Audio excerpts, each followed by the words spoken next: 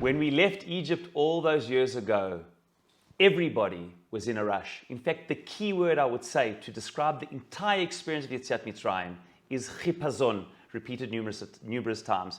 The Midrash says that everyone was in a rush. The Jewish people were in a rush to get out. We didn't even have time for the matzah to rise, as we know, as we say when we eat the matzah in the Haggadah. God was in a rush to get us out. The Egyptians were in a rush to get us to push us out. Everybody was in a rush. And that was the experience of how we ate the matzah. The Pasuk says that we ate it with our belts done up, with the shoes on our feet, with the staff in our hand, everybody leaving Mitzrayim, eating it along the way, in a hurried way, as a person about to leave along the way. Everyone is in a rush. Incredibly, this is exactly the opposite of our experience of Pesach subsequently, and how it will be in the future.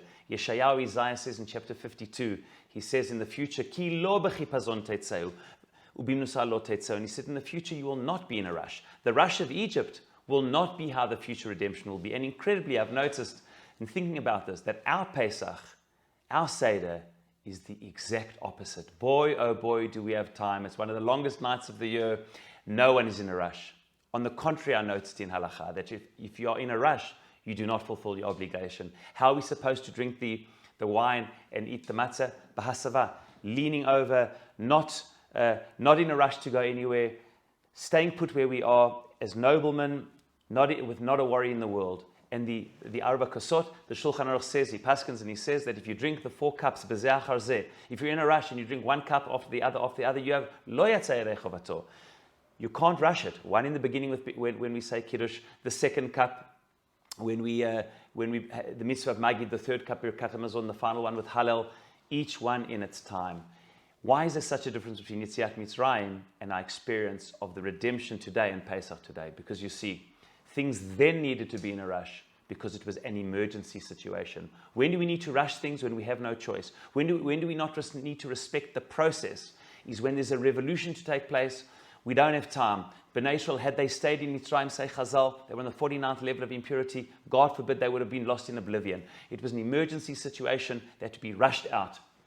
That's true for emergency situations, but there are consequences for emergency situations. When things happen in a rush, and you go up in a rush, you sometimes go down in a rush. Straight afterwards, there was the Chet HaEgel, Chet HaMaraglim. The entire generation died out in the desert. It was an emergency situation, necessary for chipazon, but not in all normative situations. In the future redemption, things have to be in their time. You have to respect the process. Revolution in life needs to take place through evolution. If you want to revolutionize and change things, one has to have a revolutionary spirit. But you have to follow a process for it, say, to be salty begalti, 1 cup after the other, one stage after another.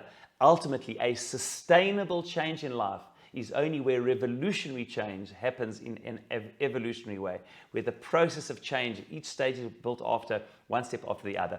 And as we celebrate Pesach in Israel today and around the world, with incredible, so much growth in Jewish history, a state of Israel that continues to grow from strength to strength, and the Jewish destiny which continues in so many ways to come together, may we continue to merit each step of the process, one step after the other, because ultimately the greatest revolutionary change happens through evolutionary process-driven change. Shabbat Shalom. Chag Sameach.